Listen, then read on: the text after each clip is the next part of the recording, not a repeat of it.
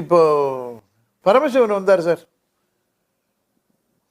பிட்டுக்கு மண் சுமந்தார், போட்டு பாண்டி அடித்தான்.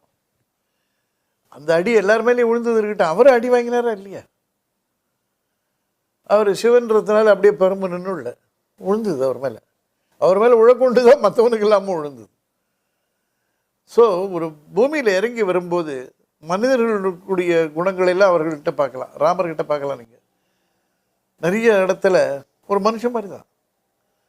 இப்போ துளசிதாஸ் ராமாயணம் நடத்துனீங்கன்னு வச்சுக்கோங்க, அதில் ராமருக்கு தெரியும். ஏன்னா அதில் அவர் தெய்வமாகவே தான் பார்த்தார். தெய்வமாகவே பார்த்து ராமருக்கு தெரியும் ராவணன் தூக்கின்னு போகிறான்னு சீத்தையை. அதனால சீத்தையே மேலுலகத்துக்கு அனுப்பிச்சிட்டார். மகாலட்சுமி தானே சீத்தையாக வந்தோம், மகாலட்சுமியே போயாச்சு சீத்தை. ராவணன் தூக்கிட்டு போனது மாயா சீத்தை, அது சீத்தைக்கு ராமருக்கு மட்டும்தான் தெரியும் அப்படின்னு அவர். அதெல்லாம் கவிஞர்கள் கற்பனை.